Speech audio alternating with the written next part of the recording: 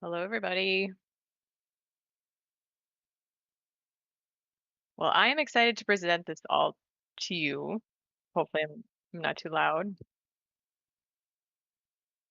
Okay, perfect. Um, so we did a master plan for PLS. We looked at your branch as well as all the other branches in the system. And we're just going to talk about what we did and then what kind of findings we have for Newcastle. So in looking at Newcastle, some of the things that PLS is interested in and the way that we look at libraries as a whole are we kind of looked at collaborative space, outdoor space, maker labs, and meeting spaces. These are kind of the new services that libraries can provide to communities like yours. So in order to do this, we visited every branch. We conducted a survey with the branch manager at the time. We went on a building walkthrough. We met with PLS directors and regional coordinators to kind of talk through the findings. And this is not a building assessment per se. We didn't look at your specific facilities and check the windows and those kinds of things. It was more of a library programming assessment. We then provided kind of packets to a cost estimator, and they did a rough price on what it would take to accomplish PLS's goals.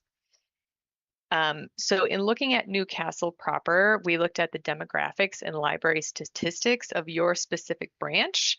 And it comes to our findings that Newcastle is undersized for its current service population. PLS kind of allots a certain amount of the county's population to each of the branches. And currently right now, your population of service is 10,540 people. American Library Association Historic Standards uses probably about 0.6 square feet per person for a library in a community of your size. So the recommended square footage to provide services for your community is about 6,000, a little over 6,000 square feet. Your current facility is at about 3,400. Also, Newcastle has the highest visits per capita of all of PLS, which is pretty amazing. So that means your people come to the library more often more than any other branch in the system. So it is small, but it is mighty. So the computer usage is average, but the loans per capita is also the highest. And that is 9.6 with an average of 4.5. So it is twice as much as, so that's the amount of materials that's loaned out of that branch. So it has an average amount of people over the age of 65. We look at that to see what kind of demographics are going to be going there, and it has a higher than average amount of households with people under 18. So that just means you have a community of families, and we want to make sure that we serve that population.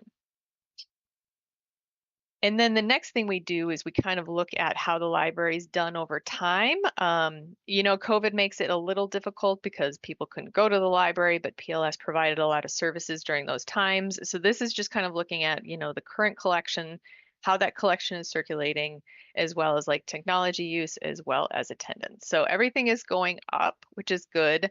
And that's just kind of how we look at that. And then those little figures on the top are it has a walk score of 33, it has a bike score of 35, and then it is our understanding that no public transportation currently goes to that. And that's just something we look at over time. But in looking at just kind of the trail system over there, I'm actually questioning the 35 on the bikes because it seems like you have a really great bike path around there. So, oh, go ahead. Oh, well, that is unfortunate. Thank you for saying that. I will reshare.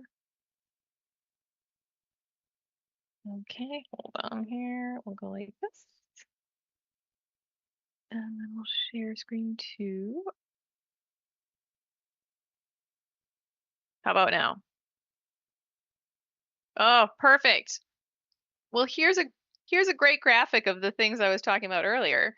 Um, and here are your stats again. But everything in bold is like really notable, right? So really high visits per capita, really high loans per capita. Again, summary being you have a very hardworking library. These are the beautiful graphics I was talking about earlier about all of the things kind of going up in our little walk score icons. And then as we get Get to this, the graphic in the upper right-hand corner essentially says we have insufficient collaborative spaces. We have somewhat sufficient outdoor spaces. I know you have a gazebo that they use, and we're right next to a park and we're right next to your trails. They currently have no maker lab, as I'm sure you're all aware of, and there's that one shared meeting room. So those are kind of like the takeaways of, whether this building is insufficient with those kind of more nuanced services versus inspirational. So right now we all know that you have joint use of the large program space, which I think like that ballroom space is pretty cool. Currently you have a non-ADA staff restroom and kind of congested staff space, so that's specifically for the library. The multi-user restroom that is available to all people is non-ADA. The men's is, but the women's is not. The adult study is right adjacent to the children's area because it's just one big room inside the library. Again, there's no collaborative spaces. It does have access to the park.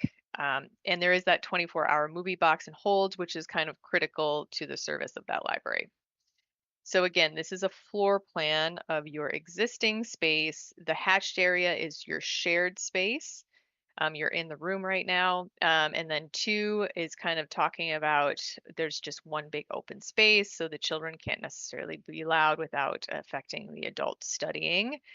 And then that you have a single meeting room right now, which is that number three. So our overall recommendations are the city space is to remain as is. We don't want to touch your space. The space is working great for everybody. Um, we would say that number two in the kind of pink area, that could be a very good addition. It is essentially 2,000 square feet of addition there. And then five is showing kind of green space going into the parking lot. This still allows a drive lane off of 10th Street. So you have access to parking. You actually only lose two stalls. We will have to move the mechanical equipment down to the south as well as the movie box over to the west. So those are two things we'll have to do on the site to make this.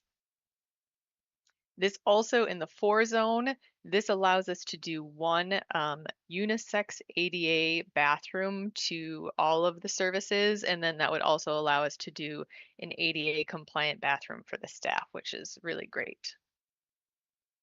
And in looking at this floor plan, this is kind of our first take at this. So right now in kind of a master plan kind of study, we do a general floor layout, and then as the process goes on, we'll talk to the community more. We'll make sure that this works for PLS. We'll make sure this all works for you. But this is kind of what we see happening. So you go through that front door kind of in the blue zone. Again, at the end of that current hallway that goes at the staff entry for the library, you have your ADA stall that's going to be accessible to everybody, including yourselves in your room right now.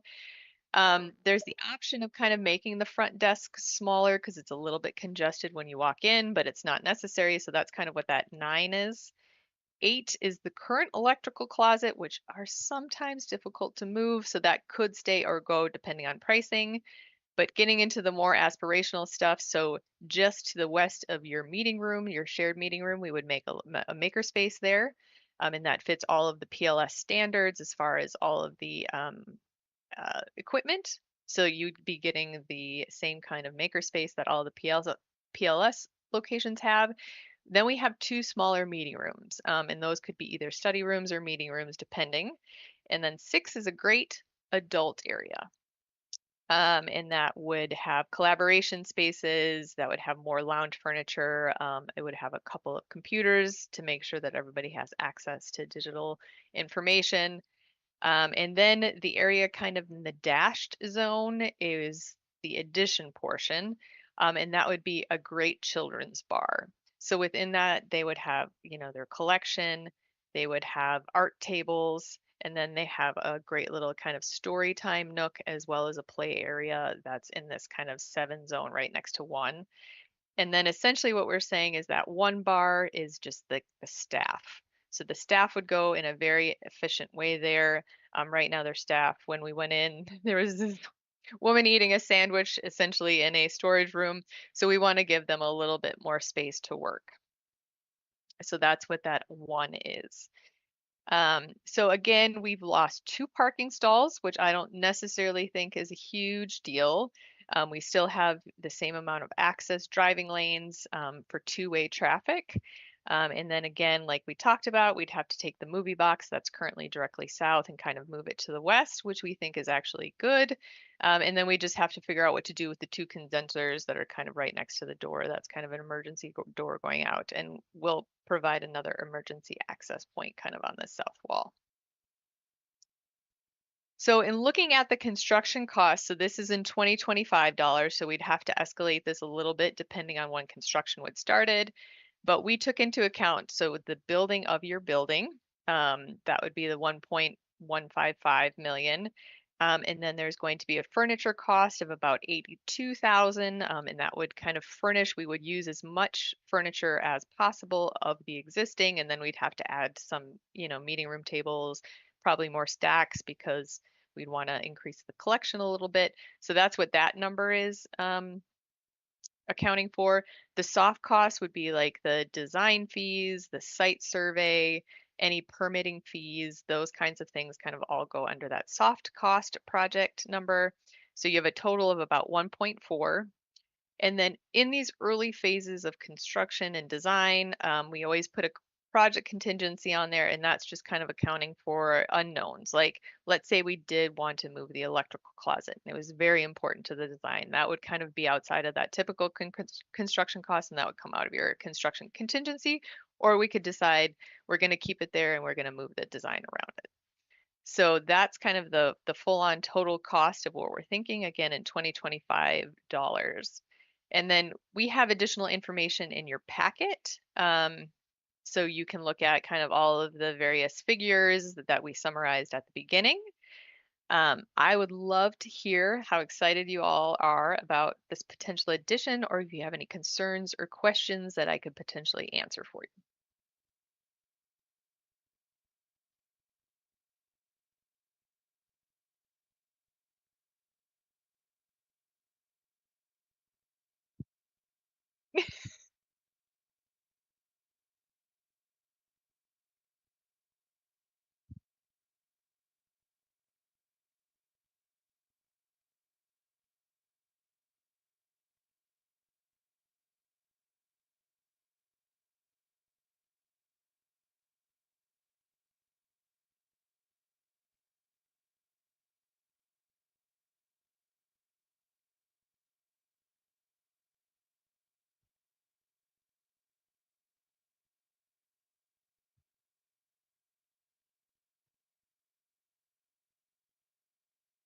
And budgets are hard to keep.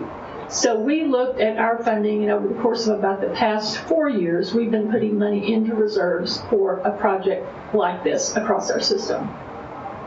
At our board retreat in 2024, the board really looked at the master plan. We paid MSR to do the work across the system.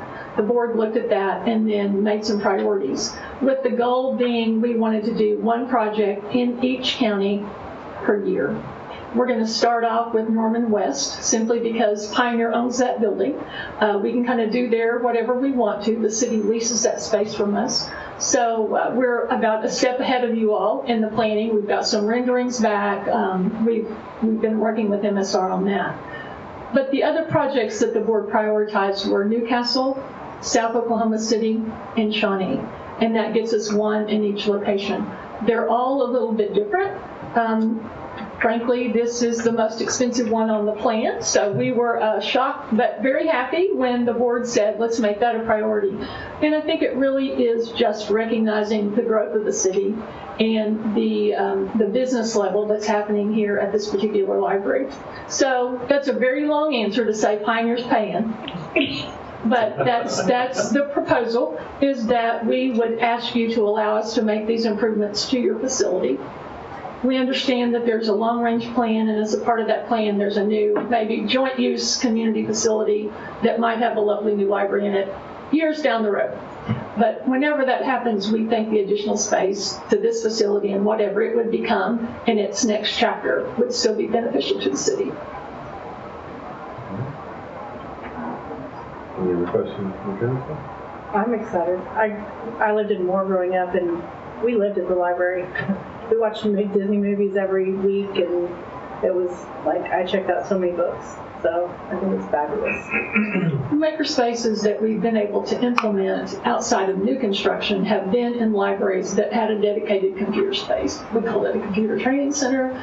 Those centers are not being used today like they were. And so we had 4 of those existing across the system, and Pioneer paid to outfit them and to get a laser printer, a 3D printer, a laser engraver, all sorts of cool new things that really are frankly widely used for a variety of reasons, both from business reasons to just making gifts for Christmas. So that is very popular and very important to us that we're able to offer that service. We have a mobile maker lab that comes for a week and is here, and it's quite busy when it's at all of the locations, but it's just not the same as having access to that the full time that the library's open. As you all are aware, the library's open 7 days a week, and we just want to make these other services. The collaborative space especially is important now just because we have so many people looking for places to tutor, to engage in tutoring with as many charter schools, remote learning. Additionally, we have a lot of need for telehealth. And right now, there's not a lot of private spaces in all of our locations. People are doing telehealth meetings in between the stacks, right in the middle of nonfiction. They're talking about their health issues. So we want to provide that space. And then a lot of remote work is going on. And so those collaboration rooms would be available to that as well. Question.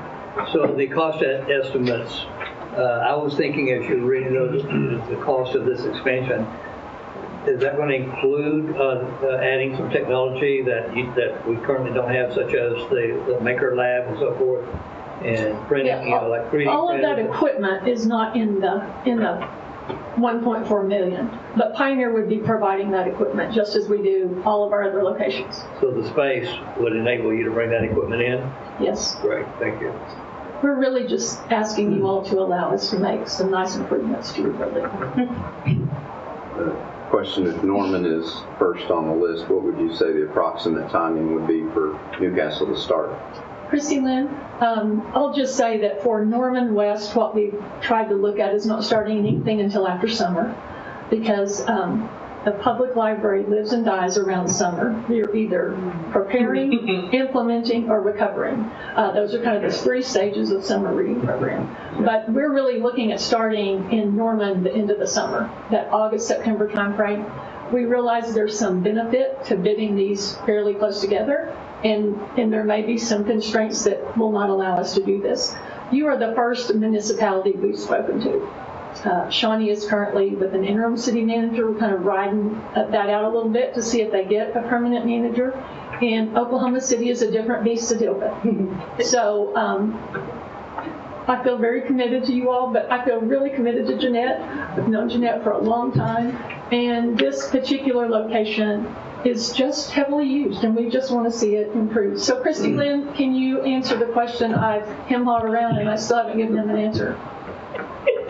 I was doing some rough math here. So essentially, once we start, it's probably a 6 to 9 month kind of design period. And then I'm not a contractor, but I do a lot of construction administration. I would assume it's like a 9 to 12 month construction time. So let's say 18 months from whenever we start. Question, when could we start? What would be A year and a half. What would be the approximate start time, would you say? When might we be ready to start if everything worked out great?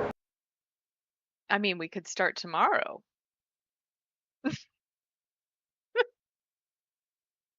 Yeah, I think so if we're talking about June, so a year from now would be June, so it would be like December of 2026. If all the stars aligned, I would say that's the soonest you're going to get the building, but it probably would more be like a spring of 2027.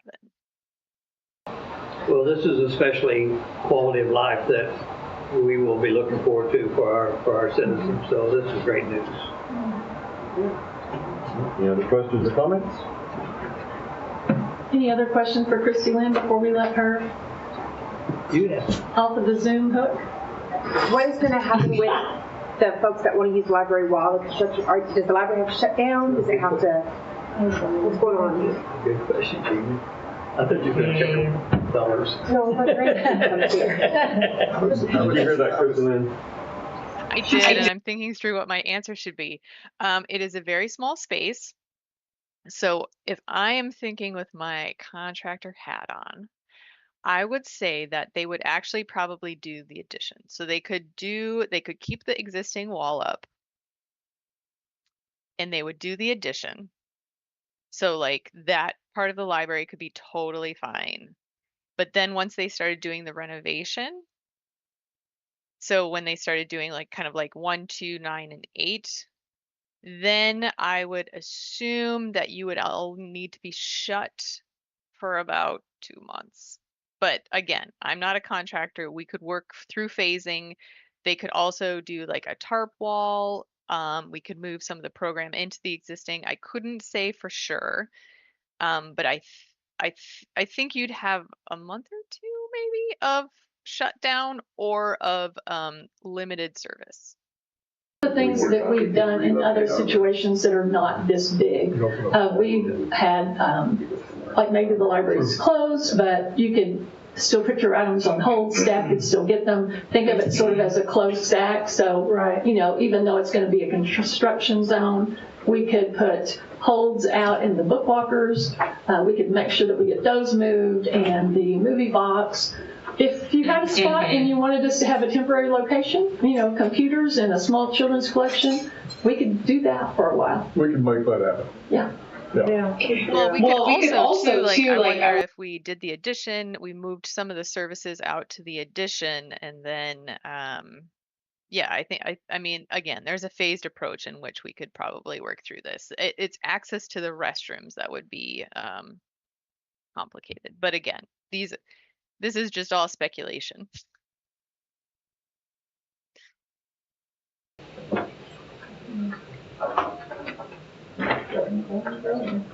All right, any other questions for Crystal Ann or comments? All right. Exciting. Very. If that is the case, I will entertain a motion. Awesome. And then two, probably as part of the design, we'll come back to you all, make sure we get your feedback as part of like what everybody's importance level is, and then we will work through this. Probably about 10 to 15 more times and make sure it's absolutely right before we get it built. All right, thank you for your time this evening in the presentation, Crystal Ann. Thanks, Christine. Thank you all. Have a good evening. You as well. Bye-bye. Bye-bye. Thank you so much. Thank you. I make a motion to approve agenda item 7 for the proposed expansion improvements to the library. Authorization for the city manager to proceed with negotiations and process for the project. Second. Motion second for approval of item number 7. Jane Reed? Yes. Todd D'Amico? Yes. Mike Fullerton? Yes. Marcy White? Yes. Carl Nell? Yes. This time I'll make a motion to recess the Newcastle City Council agenda and reconvene the Newcastle Public Works meeting. Second. Motion second to recess and reconvene. Jane Reed? Yes. Todd D'Amico? Yes. Mike Fullerton? Yes. Marcy White? Yes. Carl Nell? Yes. Item number 3 on the Newcastle Public Works Authority agenda is citizens' comments. This is an opportunity for any citizen to comment on any matter related to the City of Newcastle Public Works that is not on the agenda. I remind any potential speakers that all speakers shall clearly state their name and address for the record. Comments are limited to 3 minutes per person with only 1 speaking opportunity. Board members will not respond to comments or questions. The chair may end comment period at his discretion, and prior authorization is required for distribution of materials or to approach the board. Is there any public comment concerning Newcastle Public Works? All right, seeing none, move to item number 4, consent agenda. Is there any item that any member of the board requires to be taken off of the consent agenda and addressed individually? Seeing none, item number 4, consent agenda. Motion to approve the consent agenda. Oh, is that right? Yep, item 4. A motion, have a second? Second. Motion second for approval of item number 4. Jane Reed? Yes. Todd D'Amico? Yes. Mike Fullerton? Yes. Marcy White? Yes. Carl Nell? Yes. Item number 5, discussion of possible action on any items removed from the consent agenda. We have action on that agenda item. Item number 6, discussion of possible action of adjustment of utility account number 02-1810-00 At service address of 3000 Long Drive, Steve S. Burton. Mr. Burton, our representative and present this evening. Please approach the podium, Mr. Burton, and explain your situation to us, please, sir. Okay. First of all, I want to tell you, I appreciate me being on item 6 instead of item 7.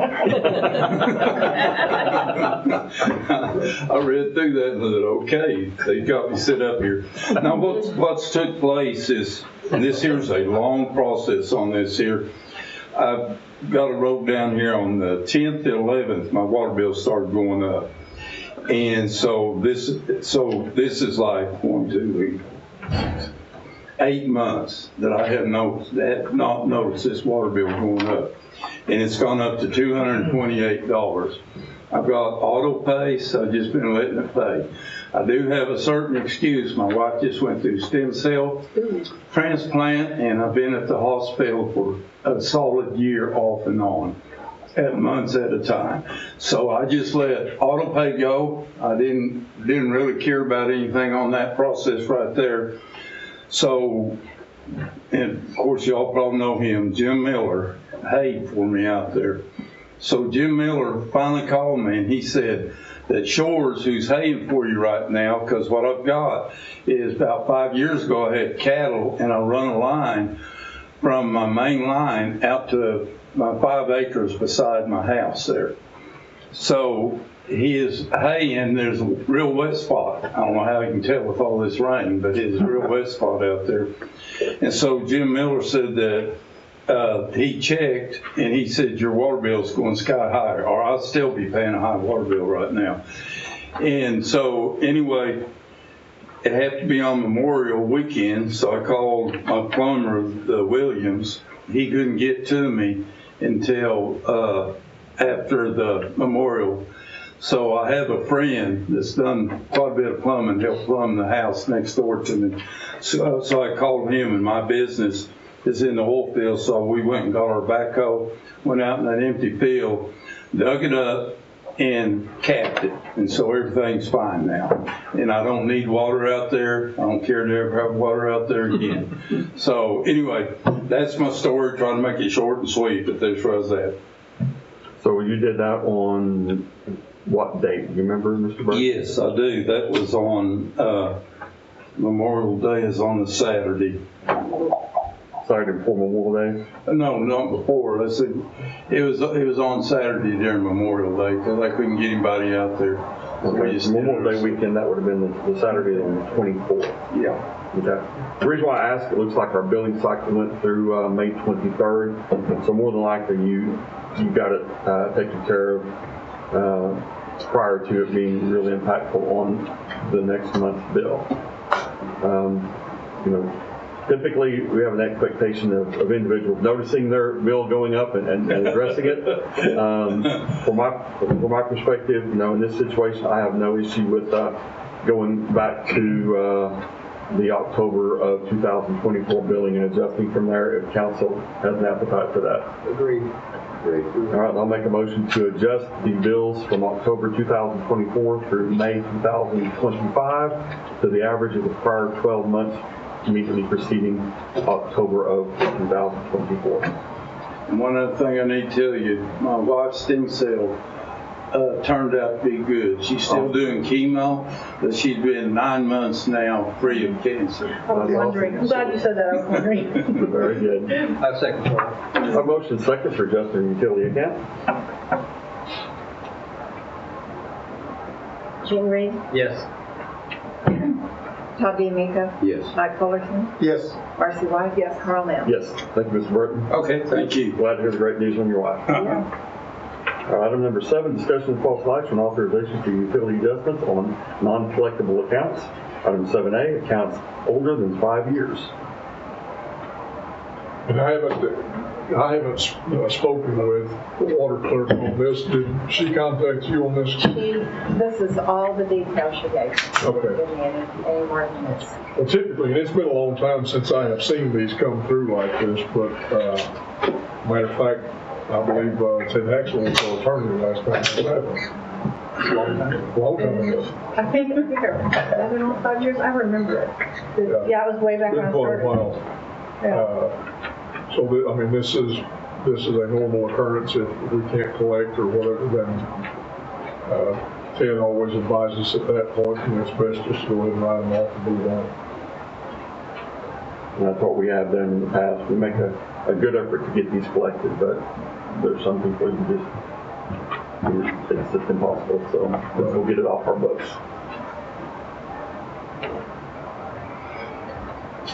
I'll move to approve 7A. Second. Motion second for approval of item number 7A. Gene Reed. Yes. Todd DeMeco. Yes. Mike Fullerton. Yes. Marcy White. Yeah. Carl Nell. Yes, item 7B, accounts held in name of decedents. I'll move to approve 7B. Second. Motion second for approval of item number 7B. Gene Reed. Yes. Todd DeMeco. Yes. Mike Fullerton. Yes. Marcy White. Yes. Carl Nell. Yes. Item 7C. Make a motion to approve 7C. Second. Motion second for approval of item number 7C. Gene Reed. Yes. Todd DeMeco. Yes. Mike Fullerton. Yes. Marcy White. Yes. Carl Nell. Yes. Item number 7D, city purchase building. Make a motion to approve D. Second. Motion second for approval of item number 7D. Gene Reed. Yes. Todd DeMeco. Yes. Mike Fullerton. Yes.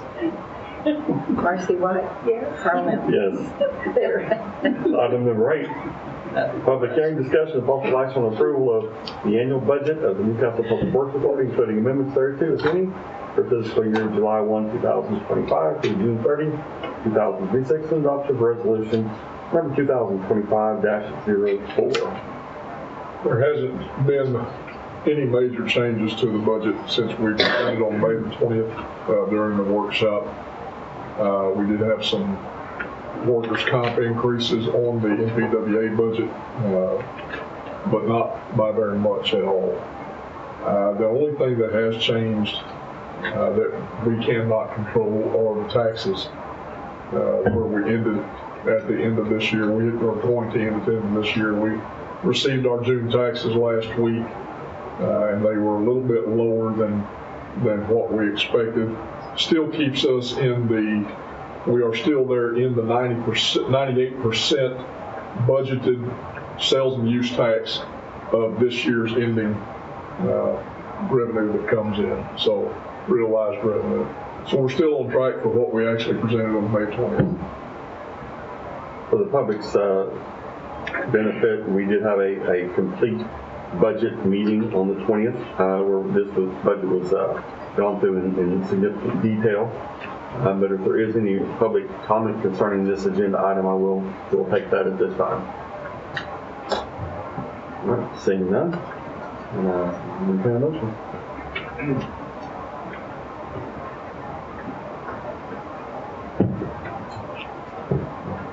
This is a long one, right? Just restate the agenda item. Nope, you can just say, I'll approve. Oh, I'm not sure if this is the appropriate time. We're here for, to make sure that our flood problem in the ridge is on the annual budget.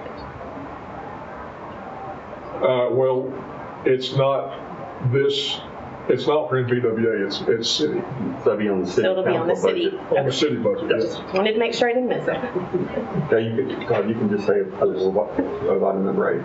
Approval, make a motion to approve item number 8. Second. Motion second for approval of item number 8. Gene Reed. Yes.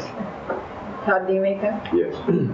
Mike Fullerton. Yes. Marcy White. Yes. Carl Nell. Yes. Item number 9, discussion and possible action, authorization for purchase of the 2025 Caterpillar 420 backhoe on state contract for water department. The water department, their backhoe went to CAT.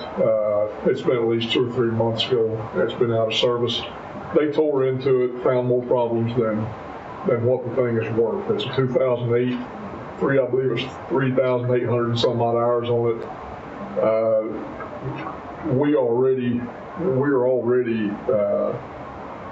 in the debt of $29,000 for work that they've already done. If we ask them to go ahead and repair this, which there are no guarantees that it would last or actually operate for any period of time. They're estimating at least 60,000 plus to try to get it going. So to purchase a new backhoe, I believe we got a final price from them of a little over 133,000. They're giving us 31.5, I believe it is, for this old backhoe. Now we owe 29. So it leaves us about $1,800 that goes towards a new one if we want to. Quite a down payment. We recommend, and I've had discussions with Jeannie on this as well, we recommend going ahead and purchasing. We actually plugged it into the budget, and it does nothing to the budget, but I think, what was it, 0.5%, maybe 1%? Yeah, less than 1%. On our reserve fund balance for next year. So I recommend going ahead and purchasing this outright and not worry about financing or anything. We're going to look at financing, but I believe that's more trouble than it's worth for this amount. The old one has served us well and served us for a long time, but it's time. Yeah, how long did you say we've had it? A long time? It's 2008. You said 30. How many hours? 3,800, I believe. 30, yeah. A lot of hours. A lot of digging. Yeah. A lot of it. Like a daily mouse. Yeah. Right. Okay. So do we need to do a price on it or just prove it? I would put the 133,655 as the price. Okay. I make a motion to approve the agenda item 9 for the 2025 Caterpillar 420 backhoe for purchase price of $133,655. Second. Motion second for approval of item number 9. Jane Reed, Yes. Todd D'Amico, Yes. Mike Fullerton, Yes. Marcy White. Yes. Carl Nell. Yes. I find out even if you make the motion, they still don't let you drive it. I know.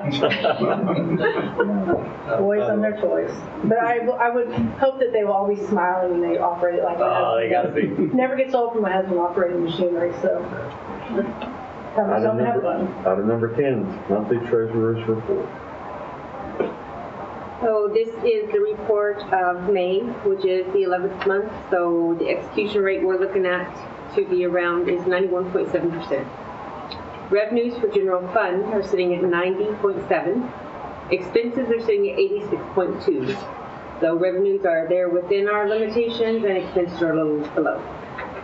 Revenues for the capital improvement tax fund are 123.3%. I wanted to mention the reason that is so high is because for the MRDAF grant that Jeanette works for us, she's worked it a couple years for us, we paid those two pieces of road, South Portland and Southeast 32nd, we paid them out of our 70%, which is part of capital improvement tax fund, and when we got reimbursed, we put that money back in there.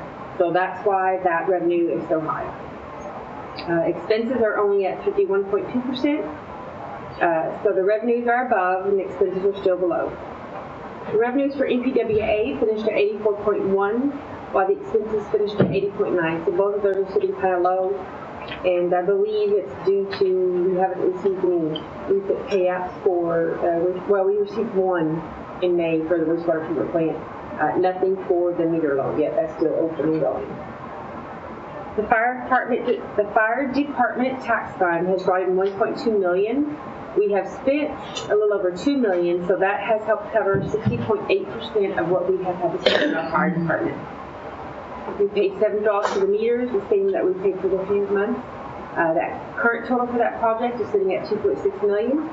For the wastewater treatment plant, we did have a draw, so we paid $21, putting that total at $42.2 thousand. As Kevin had mentioned, our sales and use tax came in kind of lower. May came in at $869,000, almost $870,000. 690,000, 689,000 of that was sales, and 181 was use. We ended the month 2.8% below where we expected to be this time at the budget, and May 2025 compared to last year was 4.4% less. Our current indebtedness is now sitting at $61.6 million. Again, that's to include our two OWRD loans that are still in the construction phase. There are also two new loans listed on your debt page if you were to take a look at that. That is for the street department building we purchased with that land and for the semi-trucks, which we're hoping to turn around and sell hopefully soon. Quick rundown of the balances, the fund balances. General fund is a little over $2 million. Capital improvement tax fund is $2.5 million. Economic development tax fund is $40 grand. Cemetery fund is $49,000. Parks capital improvement tax fund is $208,000.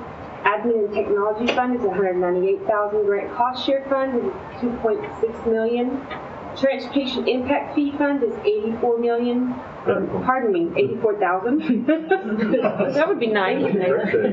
City Hall fund is $63,500. The opioid abatement fund is $80,000. The PPSF fund, which is similar to our Parks Capital Improvement Fund, is $2,800. On the NPWA side, Public Works is a little over $2 million. Water impact fees is $767,000. Wastewater impact fee is $1 million. Wastewater plant fund is $7.4 million, and our meter fund is sitting at $303,000. Are there any questions for me right now? Thank y'all. Thank you. Number 11, Senior Manager's comments. They did the startup and soft testing of the wastewater plant on the 27th, and a few days after that following as well, I spoke with the site manager over there, Jamie, last week. He said all the testing went great, the outflow was great, our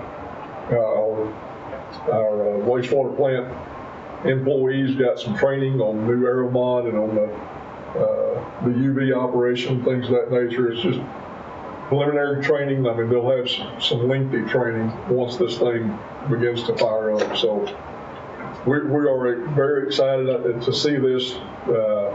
We've had some things last week that popped up with DEQ, some concerns that they had. Not anything that is detrimental to us or anything of that nature, but their concern is how the wastewater employees are supposed to send in reports on a daily basis and provide data to DEQ. Well, DEQ now has a new system where those reports are automatically loaded to DEQ through a computer system, where our reports that we've always done on the old plant was paper reports that were sent in.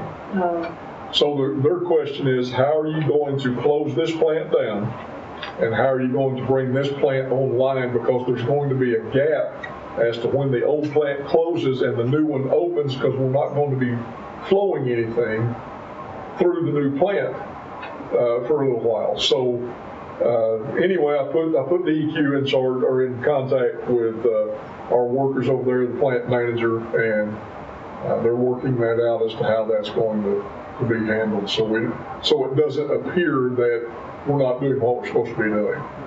So should be in pretty good shape. But it's still on track. It's still on track for the end of this month, first week of July. So I think we're in pretty good shape. And we actually have a meeting over there this Wednesday. Update meeting. That's all. Good. Item number 12, any trustee comments? She mentioned the meter fund. How is the meter situation? I received an email today from our engineer, and I have not had a chance to read it. But it may become a legal issue with the company that installed them. If it gets to that point, of course, we'll bring in Jeff and have him discuss that with them. But from what I read that was actually sent from the company that did the installation, what they sent our engineers, a response to our engineers, it may become a legal battle with these people. Because we're still having to manually read the ones that aren't working right. Some of them. Some of those they've repaired, and that's where the conflict comes into play, because they say that no, they only agreed to this. Our engineers are saying no, this is what was supposed to be done. So I think we'll be fine, but we're going to have to see how this plays out over the next 2 or 3 weeks. I think they're actually supposed to be here in a week or two. I guess the lightning strike kind of hurt us a little bit. Well, it's already back up running. They got it fixed today. So on the booster pump, the 26th Street booster pump, whatever it was that was struck over there and fried, they've already got it replaced. If we needed another lightning strike. Well, yeah. Yeah. Wow. We're very electric in Newcastle. Yep. Any other trustee comments? Item number 13 is adjournment. Motion for adjournment. Second. Motion second for adjournment. All in favor say aye. Aye. Any opposed? We are adjourned. This time we will reconvene the June 9th, 2025 meeting of the Newcastle City Council with item number 3, citizens' comments. This is an opportunity for any citizen to comment on any matter related to the city of Newcastle that is not on the agenda. Might remind any potential speakers that all speakers shall clearly state their name and address for the record.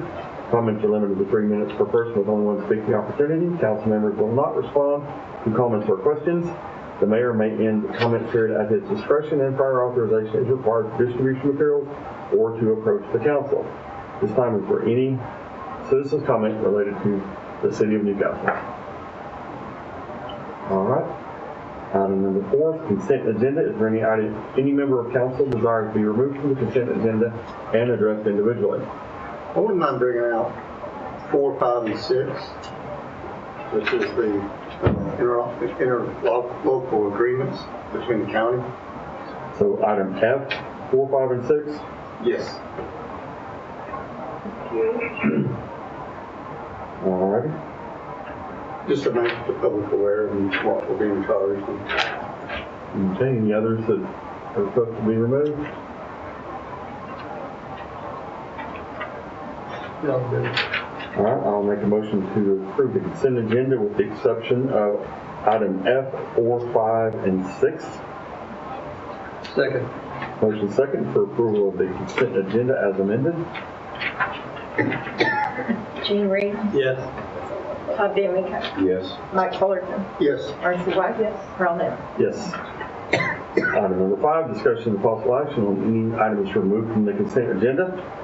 First, we'll look at item number F4, 2025-2026 interlocal agreement between the City of Newcastle and McLean County. I do believe that's just the officers, right, between the sheriff's deputies and. Look back up here and see what's that. I believe that's what it is. I can't remember.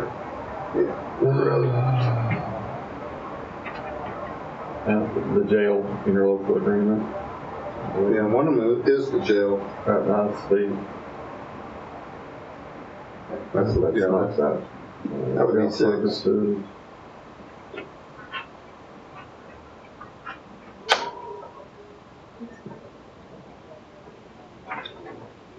So, City of Newcastle, McLean County, mutual cooperation pertaining to grading, drainage, and hard surfacing certain streets within the county. Both the city and the county enter into an agreement of mutual cooperation. What page are you on, Mayor? I am on page 61 of the packet. Yes, thank you. This is us building the city? Hmm? Is this us building the county?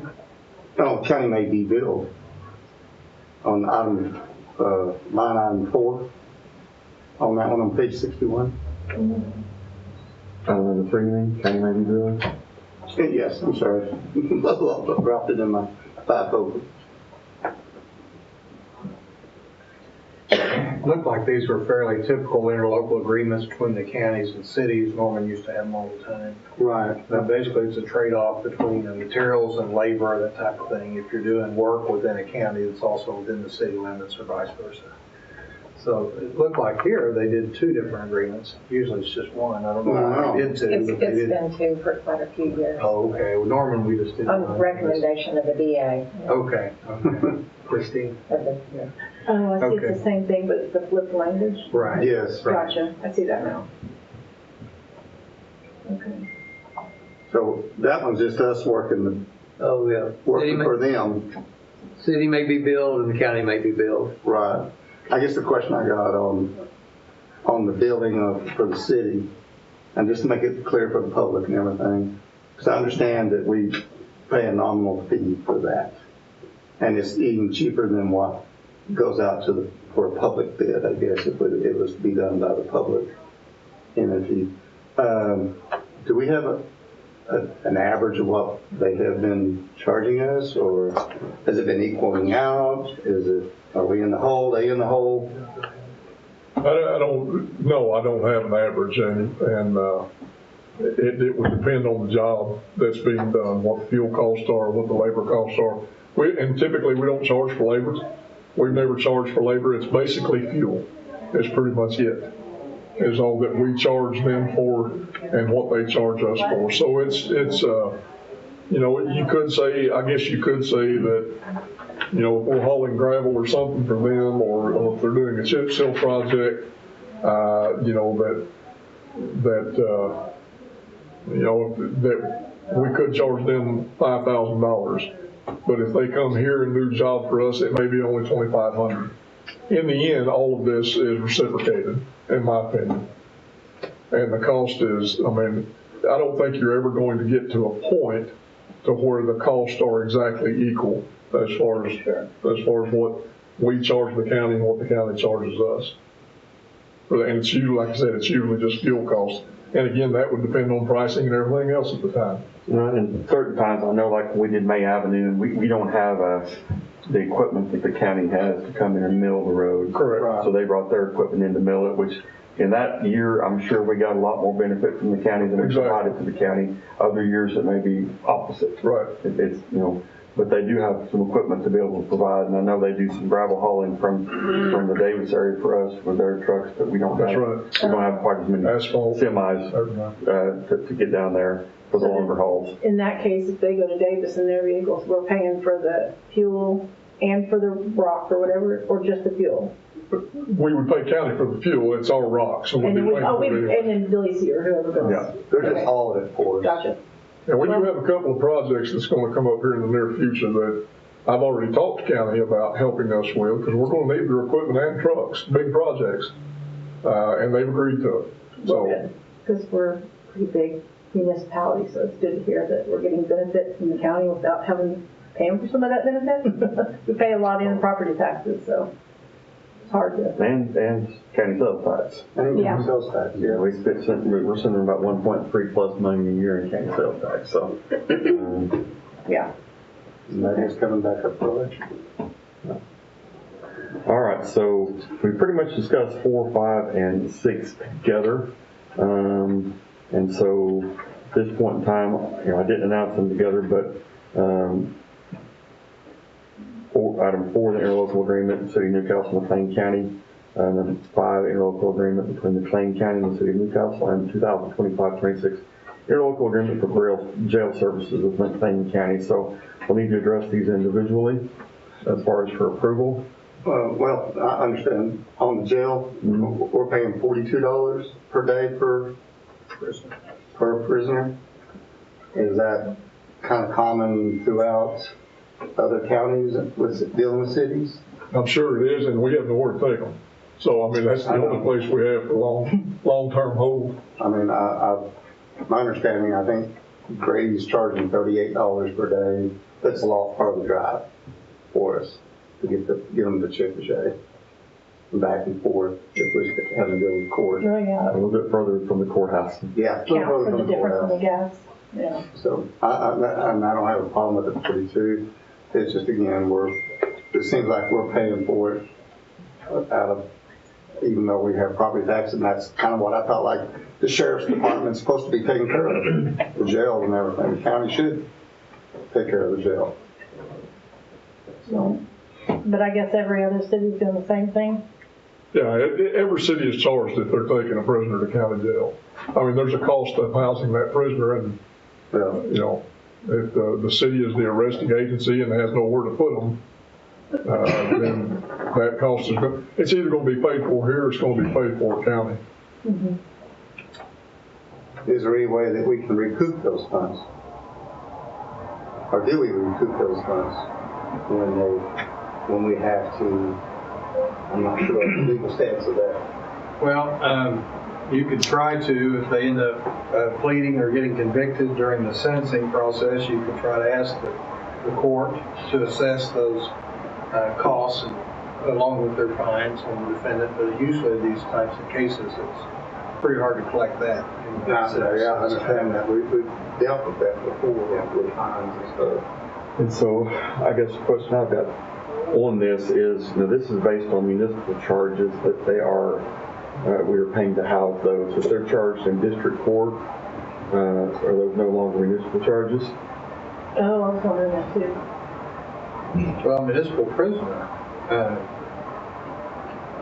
if they're filing state charges against them, it ought to be It should be ours. It should be a municipal charge, or it should be a municipal prisoner. So if they get picked up for, like, let's say, selling drugs or carrying drugs, that becomes a county offense at that point, and they become Stop billing us and start billing the county. Depends on how you file it as the officer, right? And so you have code violations for illegal distribution or carrying of drugs at the city level as well. If the officer goes and files it in the county, he's a county prisoner. And I don't know whether you've got any idea, Jeannie, might happen. How much money have we paid to house prisoners? It shouldn't be a lot. Have you seen anything?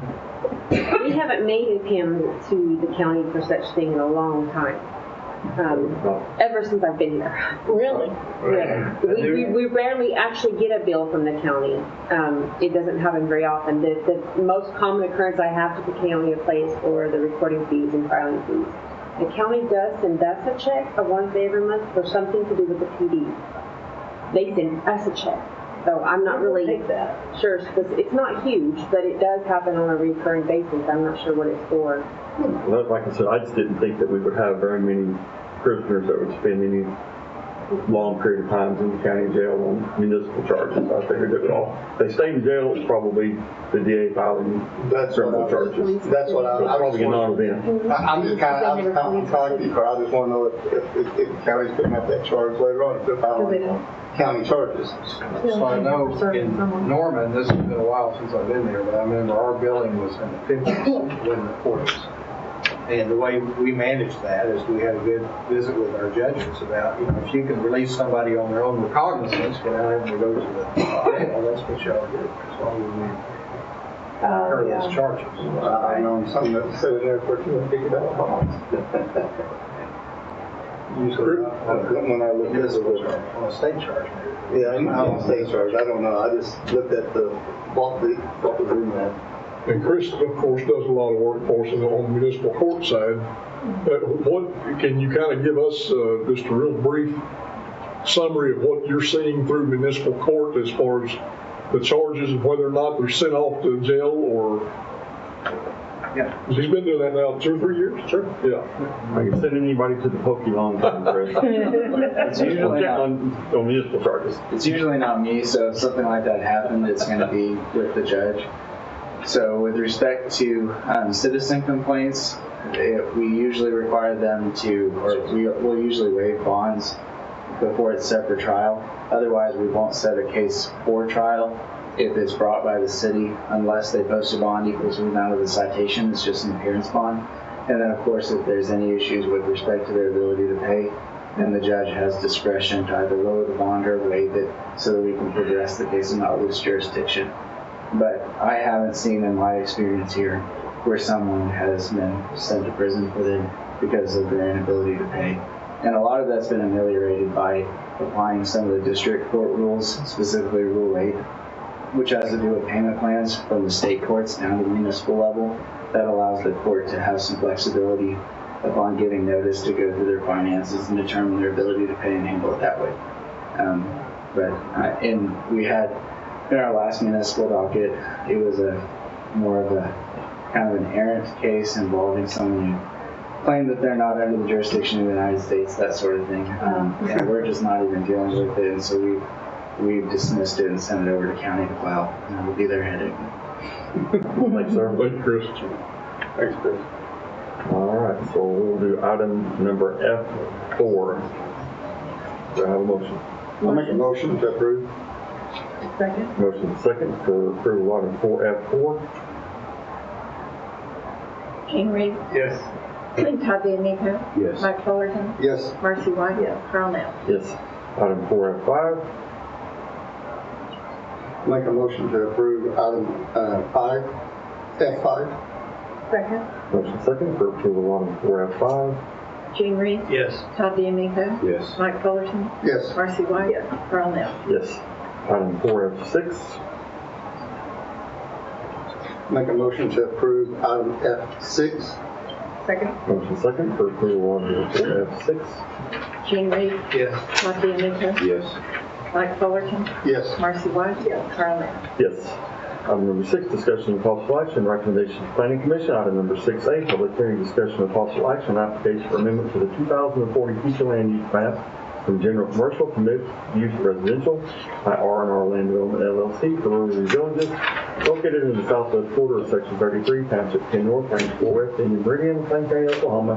Property address Northwest 32nd Street and Riverfront Drive, Newcastle, Oklahoma.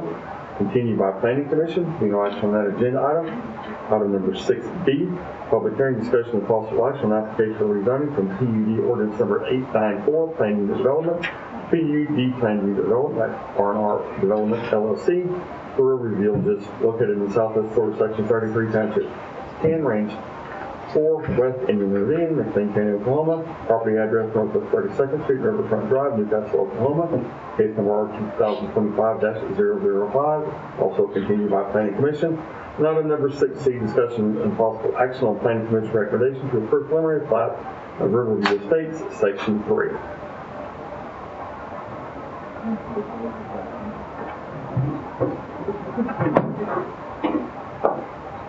Good evening, council members. Jeanette Greenlee with the Newcastle Planning Department. I'm having a little bit of technical difficulties here. Just have to wait till my computer decided to restart in the middle of everything. Yeah, mine was trying to And shut down and then restart. Okay, so I will just go through this and I can get a picture for you up there in just a second. Pardon? It's still going. This is the preliminary plat of Riverview Estates, Section 3. Just a little bit of background. So Riverview Estates, located up on Highway 37, as Section 1 and 2 was built out. The preliminary plat has then since expired from 2008. So the remaining portion of Riverview Estates, Section 3, had to come back for a new preliminary plat. The owner is the Builders Collective, is the owner and the developer, and Blue and Associates is the engineer of record. This is located, like I said, at the northeast corner of Rockwell and Northwest 32nd for Highway 37, and it's approximately 55.4 acres. This will be 68 lots that are currently zoned E3, so the minimum lot area is 27,000 square feet. The drainage and detention preliminary drainage report has been submitted with the preliminary plat, and we'll have a detailed drainage report when they come through with the final plat and improvement plans. But this is the drainage will be conveyed for private DEs with bar ditches. And to the north of that, the Canadian River will absorb some of the drainage from this development as well. Each one of these lots will have their own private on-site sanitary sewer, so septic systems, and water will be, city water will be served for all the lots with 6 to 8 inch water lines. Access to this property is on the existing Riverfront Drive and River Valley Drive. There are 3 variances with this preliminary plat. One is the requirement for the curb and gutter in E3. Because Riverview Section 1 and 2 were designed with bar ditches, we have in the past allowed that continuation for remaining plats that come through.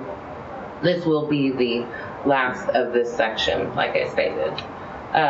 Also, collector road standards. This is, they will be all local roads. This is a series of several cul-de-sacs in this Section 3, so collector roads are not required. or should not be required, and sidewalks as well will not be required. The engineer, Jason Spencer, is here for any additional questions with Blue and Associates. I'm happy to answer any questions as well.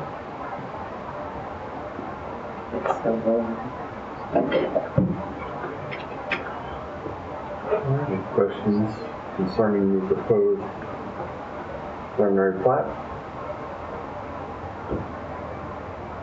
All right, is there any public comment concerning this agenda item? All right, seeing none. Once again, a continuation of a multi-phase development, last phase, so probably more of what you see is what you get with this. So. Remind me how far west that is from Country Club. It is west of Country Club, but I mean, it's quite a ways west, right? Yeah, about a half mile. Okay. There you go. Yeah, Gene, it's a half mile west. What? It's a half mile west. Yeah, it doesn't wrap around further to the east. No. No. All right.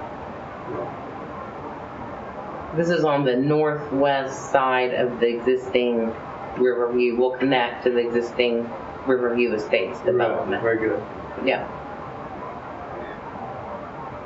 And I know we're just looking at the preliminary plat right now, so I do have questions on forward dealing with drainage and some issues that I've seen recently on some of our large property, and I think we need to start addressing that somehow. I don't think landowners should be stuck with it. They're stuck with it when they purchase the home that day one. And if they've been in those homes for a year or so, then yes, they may be required to take care of the ditches. But for the fact that when they move there, and I've seen some of the pipes buried 6 to 8 inches in the ground, and I think it's time that the developers correct issues like that.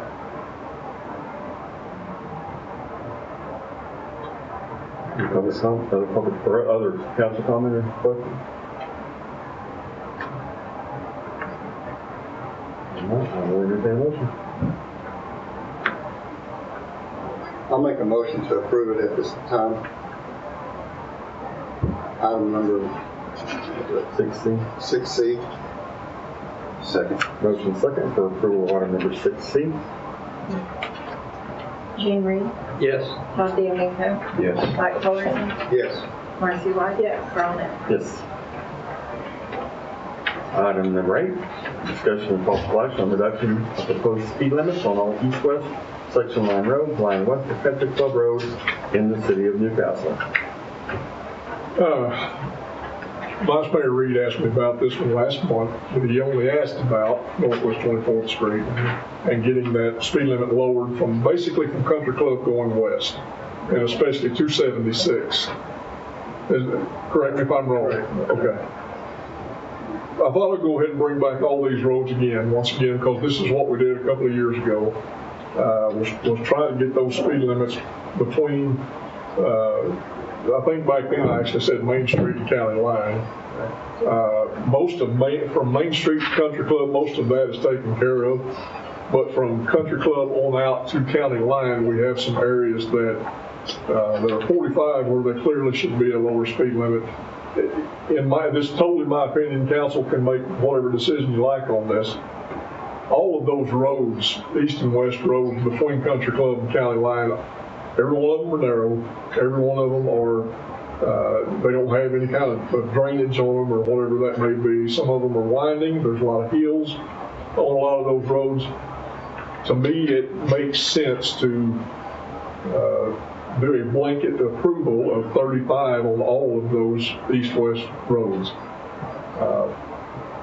As I said, totally up to council how you want to approach it. And let me just comment briefly, if I may, on 24th Street. That 2 mile section is predominantly 35 anyway.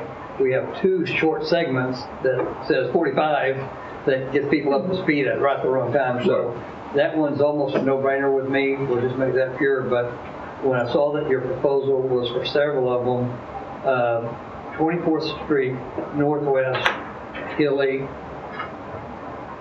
16th Street west is hilly, 24th southwest is hilly.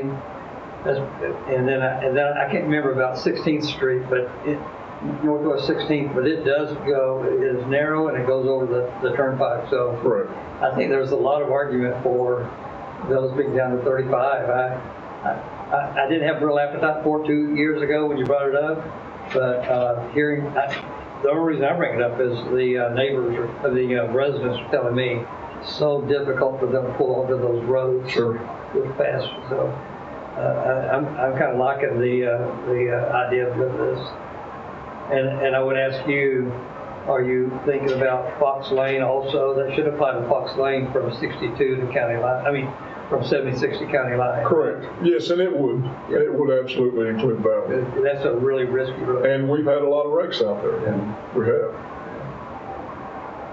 You know, Oklahoma City uses, and I'm just referring to it because I see their signs all the time, but they use 40 miles an hour all the way through, whether it be a 5-lane or a 4-lane or a 2-lane. They've pretty much switched to 40 miles an hour, except for where you have issues of hills and valleys or bad intersections that may slow traffic down. The difference between Oklahoma City, unfortunately, and us is they've got 66 foot of statutory right of way. Yes. We've got 33. We're trying to squeeze an extremely narrow road, drainage, utilities, and that. So our roads are inherently much narrower than Oklahoma City's roadways. So I have no issues with 35. But, I mean, the hills in most of those section line roads over there, they are pretty brutal. It's just, I think 35 is good for based on the conditions of those roads and the narrow nature. And I'm just kind of thinking like we may want to switch all to 40 miles, no more than 40.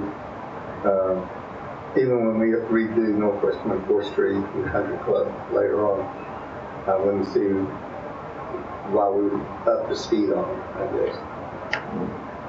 Well, this is west of Country Club, so it wouldn't impact what we're looking to do currently with Country Club and 24. I like the proposal. I think it's a great idea because it is when two vehicles are coming at each other on those narrow roads, you have a tendency to even slow down, probably slower than 35. Yeah. But 35 I think it's a great idea. And it's a lot different than the roads east of Main Street. They're just a little bit wider. They're flatter as you go east of Main Street, 24th, 16th, 32nd, all of those. And those speed limits are a little bit higher, less traffic as well. So it makes sense. I'd like you to explore, I agree with you, I'd like for you to explore 24th Street between Country Club and Highway 62. There's only a short area that's 45 and it quickly goes to 35 and then the 25 over it. So so that might be an exception. I mean, when we widen it, I don't know. One of these days it's going to be a wide road. Right. But right now, another good thing about making a decision, and I'll be honest with you, some of our residents spoke up after we lowered the speed limit on north and south. And she said, "Oh, y'all should consider those of us who commute. We need to get in." She thought we lowered it too low, but we stuck with it. Because of the congestion on Country Club for the first 2 miles. 2 miles. But I still, I think her voice needs to be heard too. I mean, our people don't want to be slowed down to a crawl. Mm-hmm. But on these east-west roads, if we have some 45 and some 35, it's going to sound like 45 all the way. So those where we do, I think by going 35 the entire distance between those, I just think it brings a little bit more safety to that part of our city.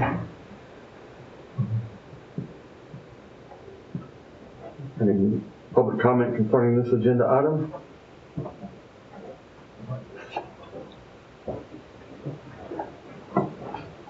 I might just, as a citizen, make a comment. Gordon Artis, on the, I agree 35 mile an hour on these east-west roads that you've just talked about is a good idea.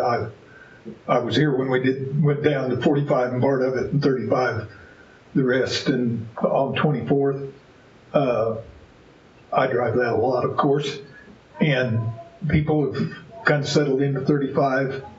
I noticed that, and it's fast enough when you're meeting that traffic. If I'm driving a smart car, it fits in there pretty easy.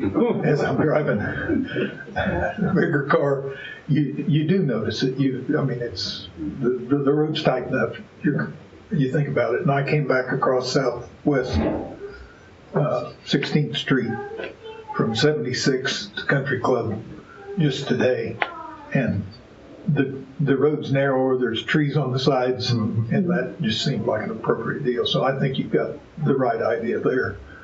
On 24th, I'd say the section from 62 to Country Club, having it uniform might have merit, but I would say enforcing that where that's that flat section and it's open, people are going to feel hindered on that if we just take that down there too. So that'd be your decision, of course, but I'd just throw that out.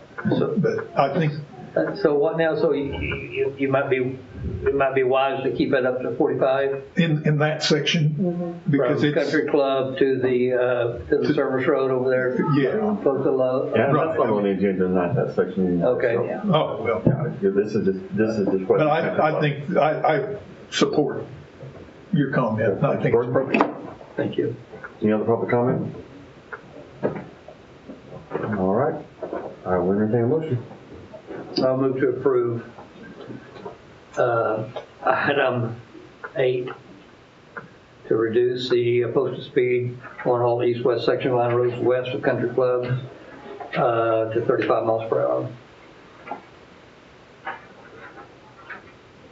A motion, do I have a second? I'll second. Motion second for approval of item number 8 for 35 miles per hour. Obviously, it doesn't say that, but we're leaving the 25s where they're at, right? Yes. Okay, just checking. That's a good point, yeah. Yeah, just making sure. Jean Reed? Yes. Sorry. Todd D'Amico? Yes.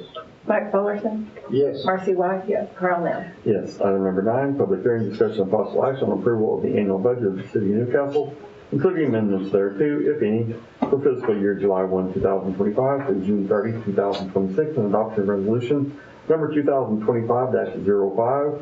We've already thoroughly discussed this, so I will open this up to public comment. Is there any public comment concerning this agenda item?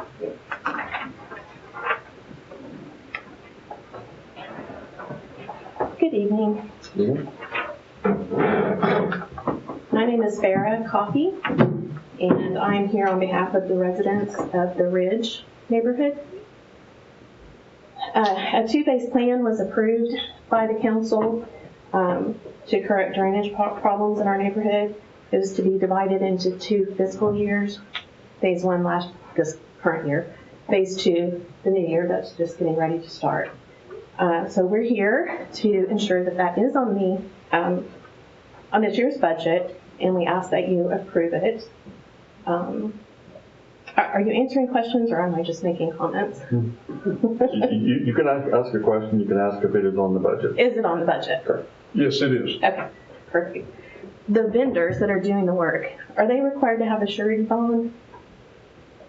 I'm sure when the bid was lit, they had to have bonds in place. A surety bond, is that what you said? Yes. Yes. And when does that start and when does it stop? The performance bond is in effect during the construction and for 90 days after construction is complete in order to have an overlap there to make claims. The maintenance bond triggers whenever the city accepts the improvements that are made. Okay. Is there a way for us to know when that part, phase 1, for instance, has been completed? Well, community development director could email the contacts that she has with that. It's not a problem whenever they finish it. And watch the agendas online. Okay, we do. Yeah. Also, is there going to be any follow-up work on some of the work that's already been done that is being washed out currently by flooding? Well, if they're not if it's not accepted, they're gonna have to correct it. Okay. I mean, simple as that, but, once the city accepts it, we can't keep going back to the contractor if we're having flooding that is destroying what they've done. Now, they need to move and get it done and make it right, but certainly we're going to be watching that. So we're hoping phase 2 will help with that as well, but on what we saw, the street Merlin Court was not on any of the projects. However, that street is drowning Quest Court right below it. So we would love it if somebody would take a look at that. We have photos and videos that we can send to you, and they're quite disturbing, actually, the amount of flooding and pouring over into other people's yards and washing out. It's really disturbing. So I don't know that Merlin will be looked at, ma'am, because that's phase 1 of that development, and that was done, 10 to 12 years ago, 15 years ago. So and when the issues began with this flooding problem, the only thing that was actually having issues was phase 2 of the development, not phase 2 of our corrections. But phase 2 of the development is where the problems came into play. There was, and there may be issues on Merlin or something of that nature now, but those homes have been there now for 15 years or more, and the city won't go back after 15 years and begin looking at drainage issues that may pop up at that time. well, I would understand that if the problems hadn't developed after new homes were put in. So there were some new homes in phase 1 of our neighborhood that caused these problems, and they haven't been there 15 years. So that's why this is an issue that we're bringing up. We would just, if somebody would look at it, we would love to send you these videos and the photos that we have so that you can see this is an issue that has not always been there, because those homes would have been washed out if this had been going on for 15 years. We can certainly take a look at the individual home that's been constructed or the lot. There's several. So. On Merlin? Yeah, on Merlin Court, there's 2 new homes. I'm sorry, ma'am, but we can only address the council from the podium. So please. I'm sorry. There are 2 homes on that street that are new. Okay, yeah, which makes sense. Myself and the assistant city manager was down there last week looking at all of this. And we were on Merlin because I had received an email, a complaint on a retaining wall that had collapsed or whatever. Yes. And that was on private property. It had nothing to do with the city. But I mean, 2 new homes, and I know one of them is on the west side of Merlin, if I'm correct. Anyway, if you will send those 2 addresses of those homes to the community development director, we can certainly look at those 2 lots and see, where the builder may have not followed the drainage for that lot. Okay. Which way is the water flowing off? Is it flowing to the east? Or? I'm going to ask. I personally do not have. I'm in phase 1. Okay. My house has been there for quite some time. I've lived in it for 11 plus years. So I'm very lucky I don't have these issues. I'm going to ask one of our neighbors to come up that does have some of those answers for you.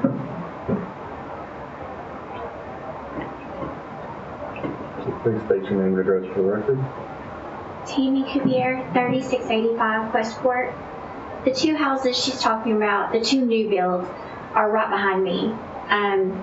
So I think it's 3691 maybe, and then I'm not sure exactly what the brand new one is. It's that brand new really big white house that sits there. Both of those, number one, there's no drainage on Merlin Court on either end. So all that water just comes rolling down behind. And on the brand new home, when they put that in, they put a sump pump in to pump the water back up front to try to go this direction. It doesn't. I've actually got a video of it. We went up there and took a video the other day. It pumps out just a tiny spigot of water, and it goes that direction. But all the rest of it that's on that property is rolling straight down behind it. So it's rolling down. The people behind them have put in a retaining wall. It's It's going over the retaining wall. It's just like a monsoon of water just coming over. It's going into their building, their 30 by 50 building. It's completely ruining that. Like, it's just destroying everything in there. It's the people on the next side of her, so on the south side, they're getting it because it's all rolling down so fast through both sides of this. They're getting it inside their home. It's going into their dining room, and it seeps through the walls, and it's also going into like their kid's bedroom. And they put in a retaining wall as well. It's just, we just can't contain this amount of water. And it's doing it on both ends of Merlin. It's on the north side and the south side. Because there's just not any, you know, there's nothing. Like on Quest, where my home is, I'm on the cul-de-sac. We have a big, what do they call that? Yeah, the big culvert that comes through. So the water goes that direction. Merlin doesn't have anything. So Merlin's water all just rushes down to Quest. And then, of course, we can't catch it all. So then it's rushing down, and it's destroying people's fences. It took out an electrical box. It's knocked it completely sideways on Quest Court. And then it just kept going, and it's destroying that man's fence. And then they have what they call the Ridge Pond down there on King Arthur, because that's where it ends up at. So it's all coming from Merlin Court. That's where all this water is coming from. So it's ultimately starting in phase 1, and it's ending in phase 2. So that's where we're having so many issues. Like the city manager said, we'll get out there and take a look at it. You know, I've just been looking at the contours here. You know, there's a chance that the drainage ditch that's on the east side of Merlin Court probably was not maintained by the developer or by the homeowner. Well, and a lot of that too on that phase 1 was designed. It was basically terrace flowing from the west to the east between the homes, because there were supposed to be drainage channels.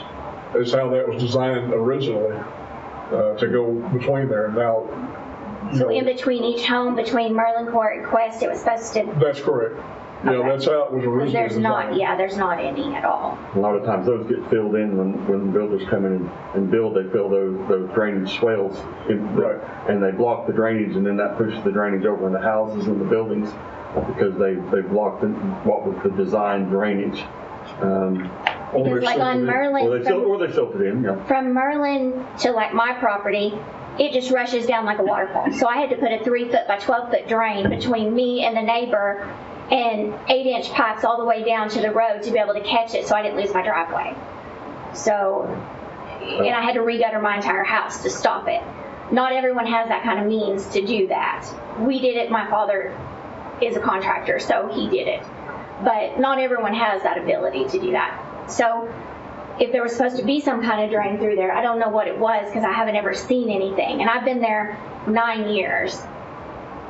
So we'll get out there and look at it. This is kind of out of the scope necessarily of the agenda items, so we'll stop there. But follow up with the city manager and somebody out there look at it, and they'll look at the drainage plans and see if there's been some type of alteration to the required drainage structure through that section to see if there's anything that can be done. And that may be a requirement that those property owners reestablish those drainage swales if they were there. Or if they were designed to be there. How do we get them to do that? Well, the property owner would be you, whoever. Well, not me. I'm not on Merlin, but how would we get Merlin Court the people to be able to get it? It would be a civil matter. It would be through your HOA. And like I said, these drainage swales would be the houses on Quest as well, because those just to come through between the houses from the houses on Merlin, more than likely to drain between the houses that are on the Quest. I know we're getting outside the scope, but if you are going out there, is there any way we could get a report of what your findings are so that we could present that to any homeowners that like I said, sure. Follow up with the city manager, and he'll be glad to visit with you about this later. Okay. Thank you guys. We appreciate your time. You bet. All right, any other public comment concerning agenda item number 9? All right, I'll entertain a motion. Just real quick, Mayor, to refresh everybody's memory on the budget, which I was going to do a while ago and forgot. Employees this year are receiving step increases. but they are not receiving a COLA right now. We'll revisit that in later months.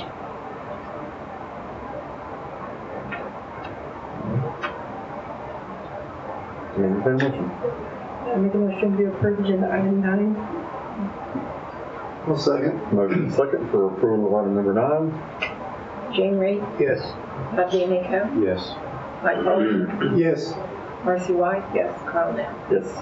Item number 10, public hearing, discussion, and possible action on approval of the annual budget of the Newcastle Economic Development Authority, including amendments thereto, if any, for fiscal year July 1, 2025 through June 30, 2026. Adoption of resolution number 2025-06. I don't think there's any revenue to this one that we were, is there interest or something on? There's billboard, one of them was leased here recently. But currently, we don't have any revenue coming to this. One was currently, yes. Upstart? No. We don't have it. The only thing that we have is we have a pending litigation on one of them. Right. And they are supposed to make payments at some point, but neither one of them are We leased. have those billboards advertised at this point, but they're not leased. But neither one of them are leased.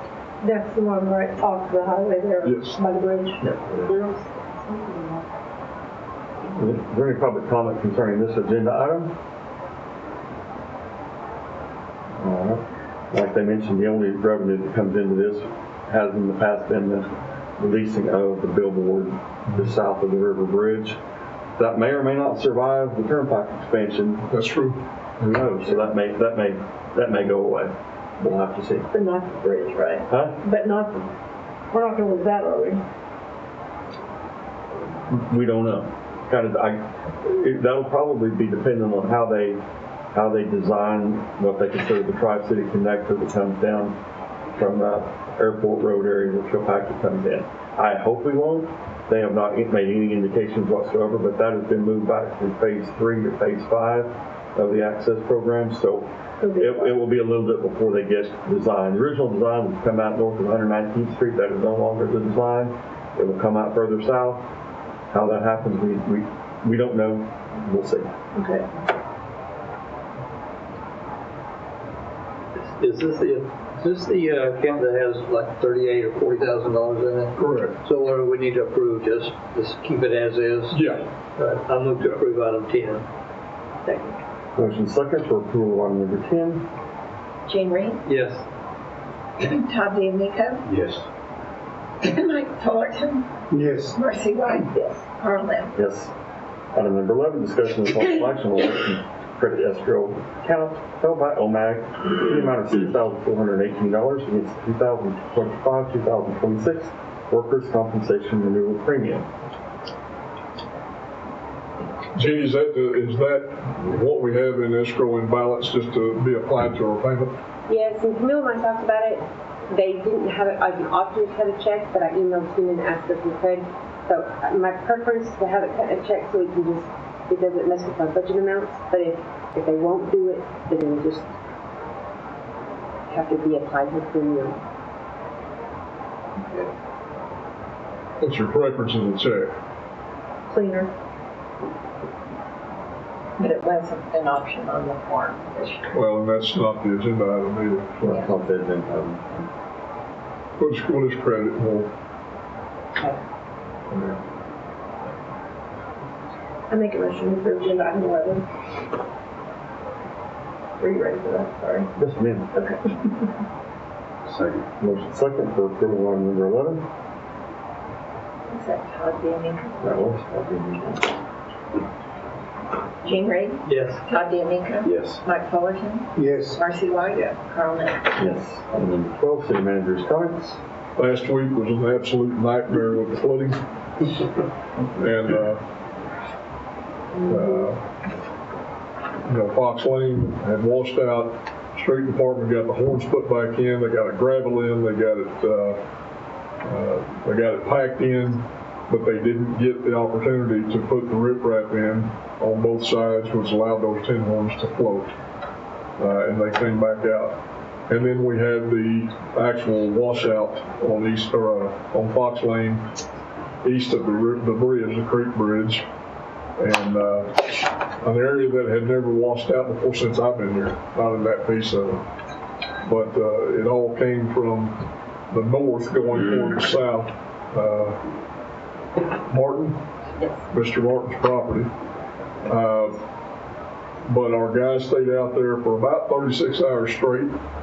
With no sleep, nothing else, got that thing packed in, got a tin horn out here, which it didn't have a tin horn to begin with, and got it packed in and got some riprap put on it until they can get back out there, which I'm sure they are today, and making the more permanent repairs to that road. So a lot of washouts around town, a lot of different washouts all over the place. North Council has washed out twice up there, not completely, but about half the road on the west side. May Avenue has been an absolute mess. We drove through there last week, and when we went through, the water was almost door height to the bottom of the door on our Tahoe. Just very, very heavy rain. You know, times like this, there is not a thing in the world that any city can do to prevent it and stop it. No. You just have to deal with it, go back and make the repairs. But Donnie, our emergency manager, he did talk to the state, and we will be able to include these repairs, which they were all new, but we will be able to include them on April's disaster declaration. So he'll be turning in all these numbers. He's working with the street department, making sure we keep track of all the equipment and labor hours and things of that nature, and we'll be turning all this in as well. So we definitely made the amount we needed to make then. No doubt about it. And county, he did speak with county too, and the county emergency manager, of course, they've been out all over the county assessing damage, and they told him, we've got this easily. Yeah. I mean, because they're finding it everywhere. So we were fortunate. Mr. Martin, the neighbor, we approached him about additional right-of-way where the workshop was on East Fox. He immediately agreed. We're going to do the swapping of things to help him out, and with the ability to get that additional 16.5 foot to allow our workers to get in there, stabilize and riprap where the tin horn, where the entrance goes into that. Hopefully, will help it from washing out in the future as well. So we're very thankful for his willingness to go ahead and provide that to the city. So that was totally impassable yes. For a while. That means several residents east of there. 40. 40? Mm-hmm. Oh my God. And they had no escape route? No way out. No way out. But that night, they actually got, and early into the morning, they were there till about 4:30 in the morning to begin with. By 4:30 the next morning, they had a very narrow single lane way out. Wow, very good. For people to get one car at a time. But we've been talking about this and with the mayor as well, and there's a couple of property owners to the north of Fox Lane that we're going to try to work with and see for in the future we can get an easement for a roadway just for the use of emergencies like this. Yeah. To be able to get those people out of there. Right. It's been a mess out there. It has been a mess. That rain two nights ago, Saturday night maybe. I don't know. There was stuff 5 foot up my driveway where I could tell the water had flowed, and I thought, holy smoke. I'm sure it was. I mean, and we're flat as can be. I mean, like, we never have drainage issues in the front of our house, and I thought, good grief, it came up so high. Yeah. It's just got a lot of rain. Yeah. Southwest Oklahoma is not in a drought. That's a miracle. Because they've been in a drought as long as I've been alive, I think. Lake Altus is full. It's not full. It's 76% of capacity. Pretty close. It's never been at capacity, though, let's be real. I've seen the foundations of the lucrative houses out there. It's been, this is the best, that's in my area I cover. And yeah. It's been running about 21 to 26% over the last 3 to 4 years. Yeah. So this is a godsend to the producers that utilize it down there for irrigation. So, and recreation and all that. I know. So. Yep. That's all I have. All right. Thank you very much. Item number 13, and council member comments. A couple kudos, if I may. And speaking of interlocal, the school, among all the rains during baseball season, the baseball fields got flooded, and our city folks came out again and helped them. And a lot of coaches, the AD, a lot of people were so thankful, and so I really appreciate the use of that pump out there. That was good support to them. Too toxic to trash. Another, looks like a very good event. It gives us some recognition, but also just a good service, right? So I shamelessly showed up. For a picture, we got you. Jumped in a box. I jumped in an empty box to get out of the rain and got picked up. So I'm going to take full credit for being there helping. And also, but that's nice. And coffee with the cops. That's a nice deal. I saw some of our folks out there. Didn't you get a picture there too, Jane? Kissing a baby. Baby. I said, did you not get a picture of him shaking a hand? Then you got him shaking hands. The guys at the coffee shop ask me every day, "Are you going to go kiss any babies today?" Yes. I was there too, but I got like in the very background of the picture. I don't know how. I'm like this in 2 pictures with my eyes closed like So good things. That was a good job. Good to see all of our police force there. Yeah, it was good turnout. It was a great turnout. It was really good. We enjoyed it. I said, this is my usual Saturday morning. I just happened to be here. But no, it was really good. It was very good. I will say our officers did a great job as well. They, even as people were coming through the drive-through, if they didn't have their seatbelt on, they were reminding them to put their seatbelt on. Hand them their Who would think you pull up and there'd be coffee there? Hey, Michael? Oops. But I will ask that, I've talked about having I would love to see us move forward for a comprehensive drainage study on our section line roads so that we're prepared in the future at whatever intensity of rain that we have. I think that's something that we need to think about. Make sure all our drainage structures are sized to proper size and when we're moving forward, because I feel like we need to be using urban coefficients for our calculations versus rural calculations on sizing our pipes for our section line roads. That might help with any flooding in the future. All right, any other council member comments? Like, Janae introduced our new employee we have here working in her department. She can. Do we give condolences or? We'd like to welcome Keith Johnston. He's joined our team in the planning department, community development. He is our new development services coordinator. So he will be dealing with all of the subdivisions and drainage and lots of drainage calls. And preliminary plats, final plats. First name? Keith. Keith. Where do you hail from, Keith? From McAllister's, where I grew up. Okay. Right. I spent 30 years in Colorado. So. Really? Oh, that's tough to come back here. No, it's all good. Beautiful. Well, welcome, Keith. We're glad to have you. Thank you very much. He has a long history of working in planning and things of that nature, and going to make a great addition to the team back there. We think we probably have enough to keep you busy. Yeah. Seems like it. It's good to meet you all. Very good. Thank you. All right.